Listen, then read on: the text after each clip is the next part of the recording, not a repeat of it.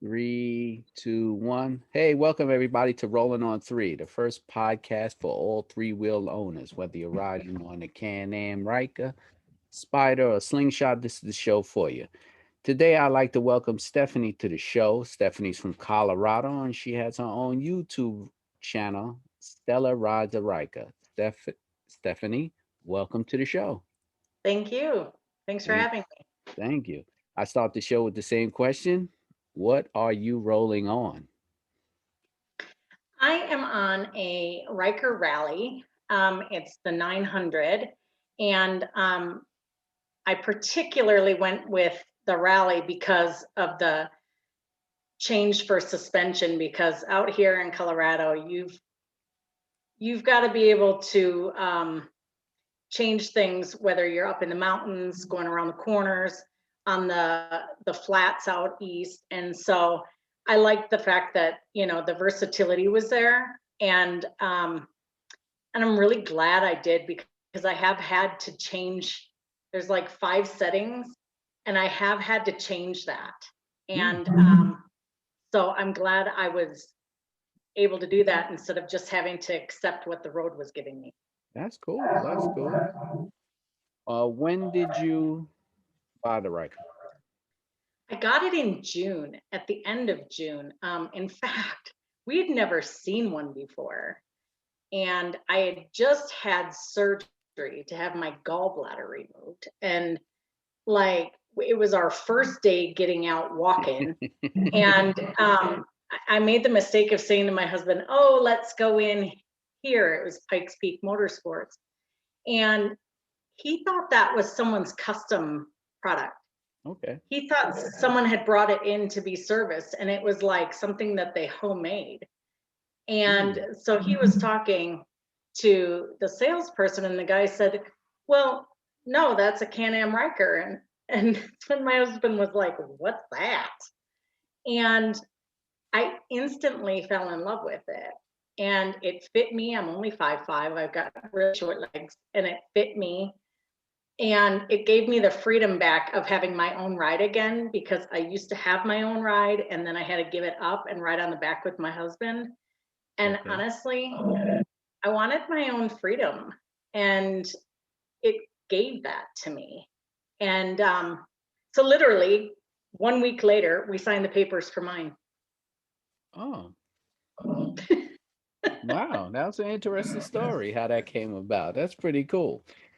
When you bought the Riker, is it from a dealership near you, or how does it work over there in Colorado? Yeah, I bought it in a dealership in Florence, Colorado. Okay. We used to live in Colorado Springs just until like October. We lived in Colorado Springs, and their Pikes Peak Motorsports didn't have any inventory really. So we went to a small town called Florence, Colorado. It's Okay. like where all the maximum security prisons are, like the federal ad max and all of that. It's like all of these high security prisons, and then this like motorcycle store. And honestly, I wouldn't purchase from them again. Their stock was great, but the sales side of it wasn't great. Understandable. But they had really good stock, and they had like 2 Riker rallies left. And I mean, I put money down on it before I even walked into the store. I called them up, and they said, "Yeah, we only have 2 left." And I'm like, "Here's my credit card.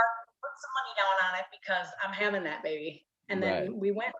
Yeah, I was similar situation. I ran over to the dealer and got on the waiting list to get my Riker. So I understand it. You went over there and just said, "Hey, you got two left? I'm taking them." I hear that.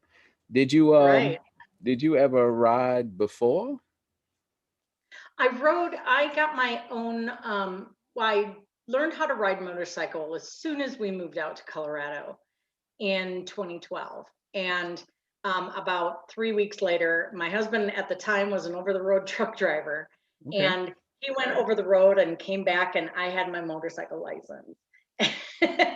And so then my first bike was a Suzuki Boulevard, a 650, which was great for me. It was small. It helped me get my confidence, but like it wasn't really highway Right. strength, Right. you know. And from there, I went to a Honda VTX 1800. Bloody hell, it was like 3 times the size of this bike, legit. Yeah, that's an upgrade.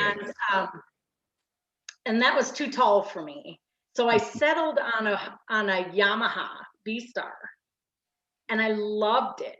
Like it was made for me. But then I developed an autoimmune issue where I had a lot of joint problems and everything, and I just didn't feel the confidence that, like, after riding for a while, and we did trips out to Wisconsin where we're from, and so I had a lot of miles on that bike, but I lost my confidence that like my joints would hold if I've been riding a while and then stop and put your legs down. Are my legs going to hold me up? Okay, so I then rode with my husband for a few years, and going from riding with him to from riding on my own to riding with him, I developed like probably part of this autoimmune thing, but like I lost my tolerance to handle pain, and like you can get some serious pain in your hips and your knees when you're riding on the back of someone's Harley. That's a fact. And I ended up passing out on the bike, and I came off and I broke my fall with my cheekbone. And so, you know, it that kind of started this search to have my own ride again, because clearly I wasn't going to be able to ride long distances with my husband. And so this Ryker Rally literally gave me my joy back, and gave me my freedom and the ability to ride. It went from being able to ride, you know, 2,000 miles to Wisconsin and back to riding 50 miles on the back of a bike. And now we're talking about riding to Wisconsin again next year. That's nice. That's right, real nice. Like, oh, wait, one thing. Hold on one second. Can you drop the volume on your computer? I'm hearing my echo through your computer. Sure. No big deal. 1, 2, 3, 1, 2, 3. Perfect. Yeah. All right, go ahead. We were at. So, you know, that's where I'm so enthusiastic about this ride. I really am. And since I didn't even know it was there, and it sort of opened my eyes to the fact that there's a whole kind of niche community out there. I was going to ask you, how's the bike life out there? Is it a lot of Can-Ams? Is it mixed? Like, what do you see? I'm starting to see more Rykers. Okay. In fact, people, like, I've had people stop and stare when I ride by. You know, I've got, you know, these pearlized white panels on mine. I'm kind of minimalist. I don't like a lot of action with my bike. It's kind of, you know, the flat black and then just these pearlized white panels. But, you know, I still wear my leathers. You know, I started off on a Harley with my husband. So I'm, you know, I have my leathers, and I do wear a helmet when I ride on my own. He made me start wearing a helmet after falling off the bike. But so I wear my helmet. The sun out here, I mean, we lived at 6,500 feet of elevation. The sun out here is something to be respected. Wow. I mean, so I have a balaclava on and all of that, but I mean, you do look dead cool on these things, and people have stopped and stared when I ride by. I respect that. I'm seeing a lot more Ryker rallies out here. You know, you typically, what you would see before are spiders or like Harley tri-glides. Okay. You know, when you're talking like they're $30,000-$40,000, those two bikes. Yes. What I love about this is, for the princely sum of 10 grand, I have just a cool piece of machine, and it didn't break the bank. I can be a bit sassy on it because I'm not riding on, like, you know, this crazy expensive ride. I can be a bit sassy, and I like it. The price point is amazing. So that's really definitely a good buy. That's definitely a good buy. So like in Colorado, the riding, the roads, you did a little bit about the weather. Like Hmm. we'll start off with like the roads out there. Is it like you're doing dirt roads? Are we doing highway roads? Are we doing city? What are we doing out there when we put miles on the bike there? Well, it's interesting. Honestly, I would say Colorado. I don't like riding in Colorado as much as I liked in Wisconsin. Okay. In Wisconsin, you've got your hills, you've got your curves, but every single road is paved. Okay. So you can legitimately go on a long weekend ride and never hit an interstate. And I ride with a guy who used to spend his life on the interstates as an Mm, over the road truck driver. okay. On his motorcycle, he don't want to be on the interstate, you know? And so out here, the tricky part is where I could certainly go on dirt roads. A Harley Street Glide does not ride on dirt roads. Not at all. Not at And all. out here, a lot of the north-south roads are unpaved. Like I remember when we moved out here and I said, "Oh, well, they didn't put very many roads on the map, on the atlas." And he said, "No, they're all there. They're just not paved." Wow. And it's weird. Like Wow. out east, um, and we're right on the front range of the Rocky Mountains. So we're on the east side of the Rocky Mountains, but they're like right down the road. Right. And there are no real, apart from a couple of main highways and an interstate, there really aren't a lot of north-south roads that are paved. There's a lot of east-west, but you also get some hellacious winds. Oh, okay. And those winds on the plains are next level. But Wow. really like riding out east where there really just is no one. It's our road. Hmm. And you can see for miles. There are some clear days you can almost see Kansas. And Wow. everyone, especially during this pandemic, so many Mhm. people have been going up in the mountains to see the views and everything. And we Right. just don't want to be where everybody else is.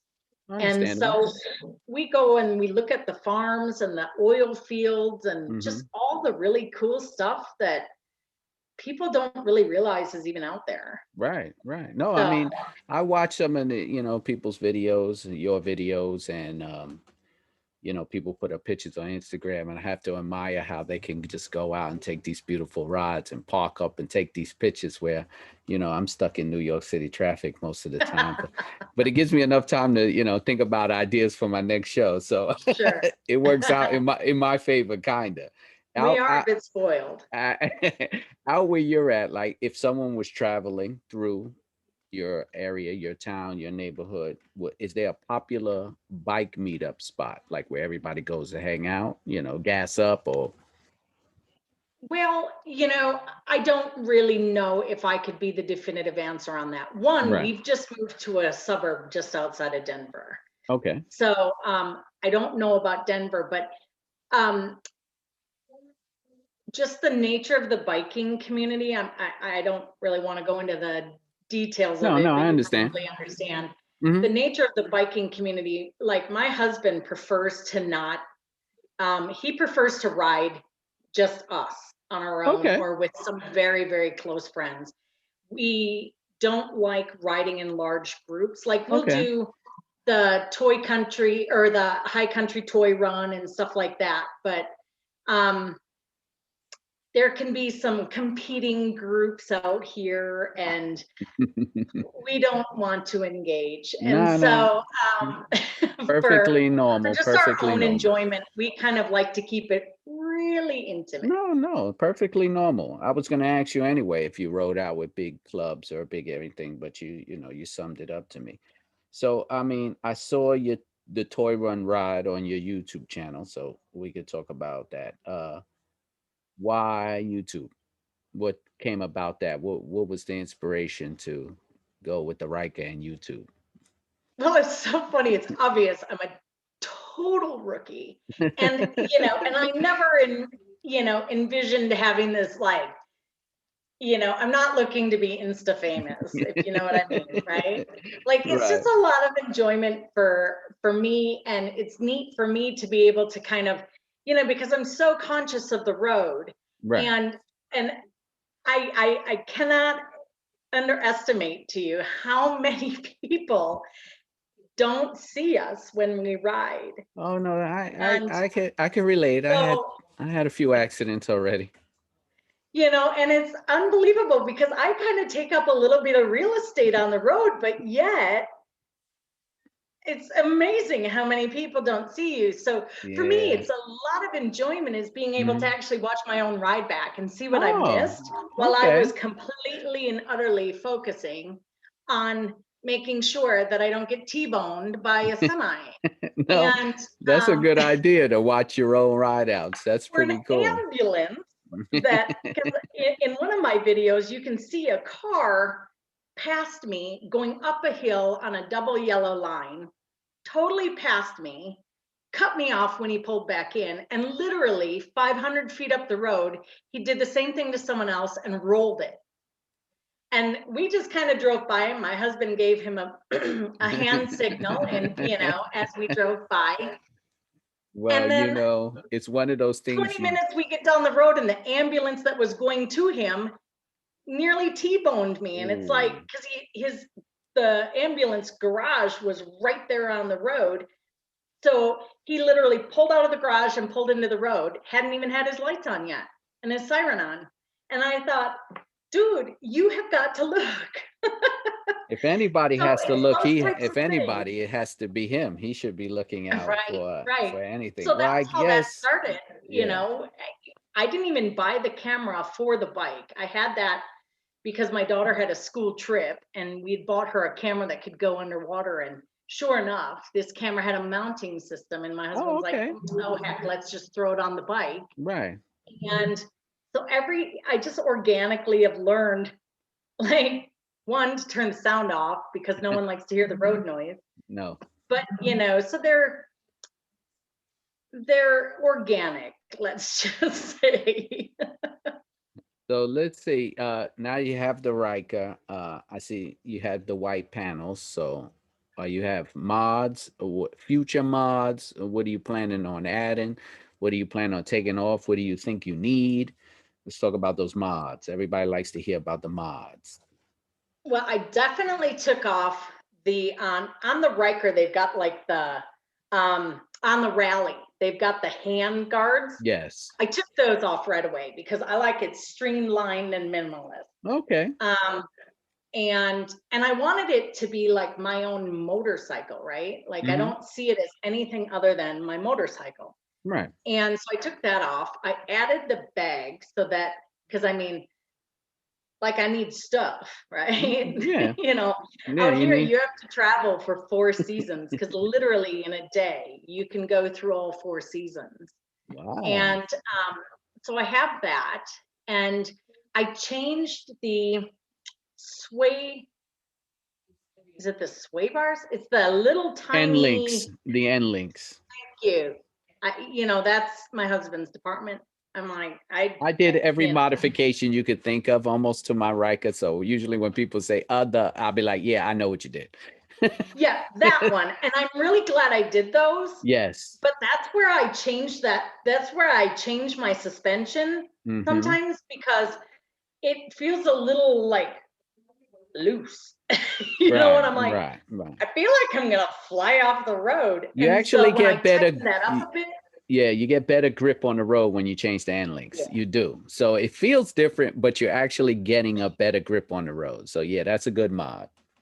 right. And so and I haven't decided yet what I'm going to do. I wanted to give myself time to ride it and see what I wanted to do.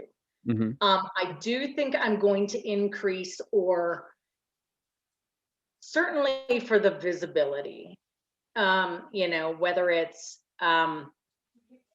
something to do with the lights or adding reflective or something. Right. I've got to do something to get the point across to people that I'm there. Yeah, yeah, And absolutely. so that's probably the biggest thing that I'm going to investigate this year. I don't know if you got it, but I got a recall notice for mine because Yeah. of the something to do with the front tires. So That I is, I got the lug nut recall and the brake reservoir recall, and those actually I put a video up because when I got the lug nut recall, I put a video up and showed exactly how my wheel lug nut completely split in half. And so I put that up and people were like, what? And I said, yeah, I got it to the shop and they replaced it. But I know people were having problems not with the wheel, but I believe it was the wheel sensor more than the wheel. yeah, mine was on like, because it's got that red clip, right? Right. That, Mhm. and that has to do with, like they said, if it looks like this, don't even ride it Right. to the dealership. And and one of them looks like that, where they're like they'll come out and flatbed it for you, Yeah, yeah. because, and I'm thinking, y'all, like, this is, but at the same time I'm glad that that's where I'm glad I bought it new, so that I'm the registered owner and I get those Right, right. Absolutely. notices. Mhm. Sometimes when you buy things secondhand, you don't get those. Right. And then you would have to find out if they covered all the recalls. Yeah. Yeah. No, no, you did the right thing. And like I said, I didn't have too many problems with mine, just those two recalls. And then when they took care of it, I actually have, because when I bought mines, I'm actually in the first 1,000 of production. Oh, So wow. I got it pretty early, so I was on a waiting list to get mine. So, so far so good. I can't complain. I absolutely haven't had a problem with the bike since I got it. I did have a VSS error code, but that was to my own fault. I was messing around with stuff that I shouldn't have messed around with. But it was something that, I made a mistake, but it was a Sure. silly mistake, but I made the mistake. But after that, I haven't had a problem, a flat, no issues. I mean, people Right. talk about spot rust, things like that, but I mean, everything rusts, right? Everything's metal, but I haven't had no serious issues. And BRP and I live Can-Am. somewhere where it's 10% humidity. We don't really get rust out here. See, that's great. See, I get humidity, salt in the winter, and then I get the ocean breeze when I can. So yeah, my bike is subject to all the elements, but I don't have that problem where if I ride it, the weather changes on me in one trip like you do. But I do Right. have some serious seasons, and I am completely done for this riding season. So Oh, until yeah. Because like I said, we moved at the end of October. So obviously I rode it up here. It was brisk. mm, I was in full leathers when I rode it up to Denver from Colorado Springs. But that's kind of, my husband does not like us to ride when they've got like the mag chloride or the salt on the roads, right. because it comes with so much extra gravel, and then it just makes it so dangerous. No, it is. But It is. It is. one thing that I'm really super glad I went with is the adjustable windscreen Okay. or windshield. Um, because like I said, out here we get some serious winds, Mm, and you get those in the mountains as well. And it surprises me how much a little windshield like that actually cuts yes. that path Yes. for me, and Yes. kind of, it really does change that ride. And the No. fact that I can put it up or put it down depending on where I'm riding is a deal breaker for me. It really is. The windshield for me was probably out of the $3,000 I've spent on modifications. The windshield was probably the best thing. And I went aftermarket and I got a pretty tall one, a 15-inch, and it changed Hmm. my riding situation from night and day. Like, just that Hmm. that force of wind on your chest now, not there. It's just, yeah, now I can really, when I have a time to open it up and, really put some miles on it, put some speed out there, of course, obeying all the speed Oh, limits, hello. then I enjoy having the windshield. So I have this segment in the show where I ask this question, and it's pretty new, and I've always got a different answer. So it's your turn now. If you had to describe your Can-Am in one word or one sentence, I give you the option. How would you describe it? Fun. Fun. Okay, that's all I need. That sums it up. That's a big word. Yeah, it just is so much enjoyment. And it's like, and I'm almost 50. I turned 50 in a couple months, and it just is the kind I'm of fun that I'm I right behind. needed I'm right in behind you. my I'm right right. behind you. It really is just the kind of thing that I needed to kind of blow those cobwebs out and to, Hmm. Hmm. be able to just get on and get that wind therapy that, I desperately needed. And so, I mean, I'm really happy with it.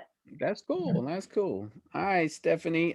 Stephanie has a YouTube channel. So, for all the people who are just listening and not watching, uh, tell everybody what you got. Tell all your social media. Let the people know. Well, I've got Stella Rides a Riker on YouTube. And, I'm very real. I've got bugs on my face, and, it's fine. I'm not looking for approval. It's just my own fun. But, and then I just used my personal Instagram which is Stella. I I think it's underscore Smythe. I can't remember. I literally don't even remember. It's on my YouTube. Stella There you Rides a go. Riker. There you go. Listen, if you guys want to find Stephanie, it's Stella Rides a Riker. You heard her. Her Instagram is on her YouTube, so that's you got to figure out from there if you want to follow her. This is Rolling on Three, the first podcast for three wheel owners. I'm Keith Hammer. You could find my show on YouTube at Rolling on Three Wheels, all spelled out. You can email me at rollingon3wheels at gmail. That's the number three, not spelled out. You can find me on Instagram at rollingon3. You can find me on Twitter at rollingon3. You can find me on Instagram, Shadow Black Riker. I take all questions. Anybody interested in being on the show. There, please like, subscribe. There's all types of donate and funding buttons on my YouTube and on my podcast to help me out to bring the whole Riker and Can Am and Spider community together. Stephanie, this was a great show. You're a nice person. I like your channel. You're doing cool things. I gotta have you back soon after you take some more of them rides in the mountains so we could talk about all those pictures and things like that. Thanks so much, man. I appreciate it. I appreciate it. And thanks everybody. Thanks everybody for tuning in and have a good day.